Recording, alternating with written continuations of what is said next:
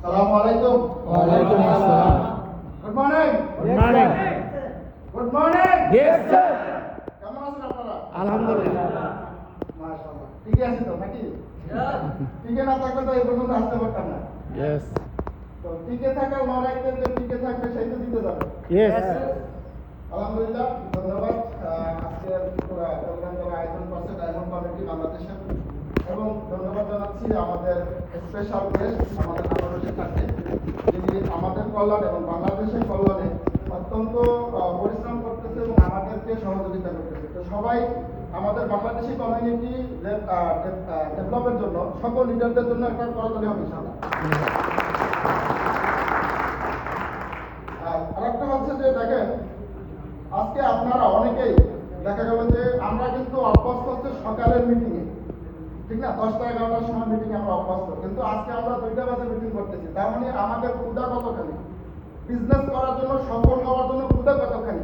এজন্য এখানে প্রত্যেকটা ব্যক্তির জন্য আমরা একটা করে করতালি দিই। তো আজকে এখানে যারা আমরা আসছি সবাই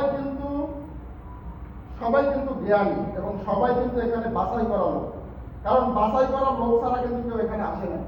তো এই জন্য আজকে যে কথাগুলো বলবো যে আমরা হচ্ছে টিকে থাকার জন্য আমাদেরকে যে বিজনেসটা ডিএক্সএনে যে সার্ভাইভের যে পিরিয়ডটা আছে, যে টিকে থাকার জন্য আমাদেরকে দ্রুত করতে হবে।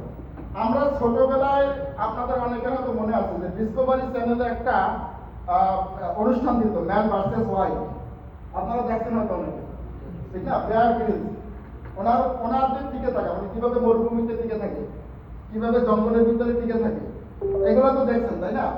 তো টিকে থাকার সময়ে আমাদের যেই কষ্টটা করতে হয়, এই কষ্টটা আমাদের পরবর্তী জীবনে আমাদেরকে কি করে, সহযোগিতা করে, সাপোর্ট করে। তো টিকে থাকাটা হচ্ছে একটা যুদ্ধক্ষেত্র।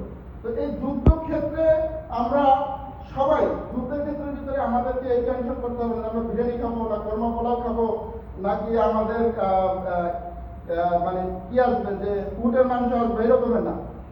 আমাদের স্বাধীন হওয়ার আগ পর্যন্ত যতক্ষণ সময় আমাদেরকে যুদ্ধ করতে হবে, ওই সময় আমাদেরকে কোনো রকমের কি করতে হবে, খেয়ে পরে বেঁচে থাকতে হবে। তো ডিএক্সএন বিজনেসের ক্ষেত্রে আমরা যতক্ষণ পর্যন্ত সফল হব না, এখন ডিএক্সএন এর সফল কতখানি, মিনিমাম 5000 রিঙ্গিত। আমরা যত মালয়েশিয়াতে আছি, একটা ব্যক্তির 5000 রিঙ্গিত ইনকাম না হওয়ার আগ পর্যন্ত, ততক্ষণ পর্যন্ত আমাদেরকে কি করতে হবে, সফল হওয়ার আগ পর্যন্ত আমাদেরকে টিকে থাকতে হবে। আর এই টিকে থাকাটা হচ্ছে যুদ্ধক্ষেত্র। আর যুদ্ধক্ষেত্র থেকে যদি কেউ ভেগে যায়, যুদ্ধে জায়গা যদি কেউ সৈরা আসে, তাকে কি বলা হয়? না, বলা যায় না, সে তো যুদ্ধই করে না, সেটা হচ্ছে জাতীয় বেঈমান, গাদ্দার ঠিক না? কাপুরুষ অথবা গাদ্দার। এখানে আমরা যারা আছি, আজকে ডিএক্সএন এর বয়স কত বছর? 33 বছর। এই 33 বছরে ডিএক্সএন এর নামে কোনো বদনাম আছে, কোনো কেস মামলা আছে, ডিএক্সএন এর কেউ ক্ষতিগ্রস্ত হয়েছে, এরকম কিছু আছে?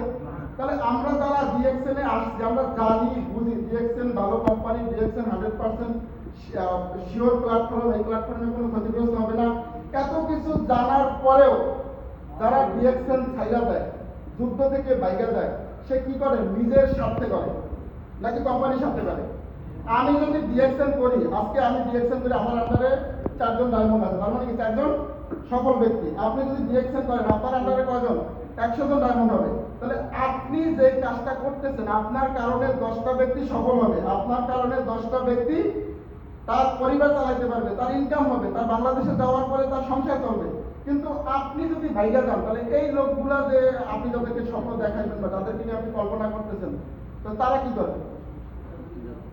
তো এই জন্য সার্ভাইভ করাটা অনেক গুরুত্বপূর্ণ। সার্ভাইভ আমি নিজের জন্য করবো না, যুদ্ধ আমি নিজের জন্য করি না, যুদ্ধ করতেছি আমার কি জাতির জন্য, নাকি? এই জন্য এখান থেকে যদি আমরা চলে যাই, তার মানে কি, যুদ্ধক্ষেত্রে আইসা ভাইগা যাওয়া মানে কি? এবং ইসলামেও কিন্তু এটা কঠিন বিধান আছে, এটা সরাসরি কি হারাম, এবং এখানে কবিরা গুনাহ। তো এই জন্য দেখা গেল আমরা জানি ডিএক্সএন সঠিক। ডিএক্সএন একটা সময় ছিল যে আমরা অনেকেই দাওয়াত দিতে গেলে বলতাম যে এটা ওইটার মতো বেঁকে যাবে, হ্যান ত্যান হাবি যাবি। বর্তমান 2026-এ আইসা এই রকমের কোনো কথা কি আছে? না, এরকম কোনো কথা নেই। তার মানে এখন কি কথা, এখন আইতেছে কি যে কষ্ট, মানুষ কথা শোনে না, এটা তো কর্ম ভাই, এটা তো যুদ্ধ। যুদ্ধ কি সহজ নাকি? তো এটা তো হবে। এখন আমি কষ্টের কারণে, মানুষ কথা শোনে না, এই কারণে যদি আমি ছাইড়া দেই, তার মানে আমি নিজের স্বার্থ করছি, নিজের সুখের জন্য যুদ্ধক্ষেত্র সাইডে ছাইড়া দিছি, তার মানে আমি জাতীয় গাদ্দার।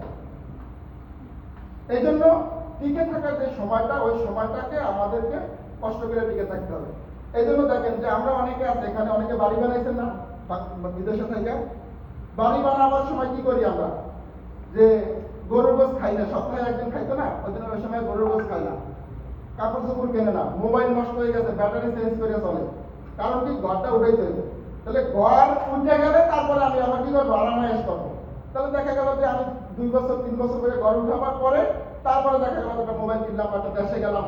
কিন্তু ওই যে মনে করেন আমাদের একটা টেনশন কিছু, ঘর একবার উঠে গেলে অন্তত পক্ষে ছাদটা তো মাথার উপরে থাকবে নাকি, তারপরে না হয় আমরা কি করবো, একটু আরামায়েশ করতে পারবো।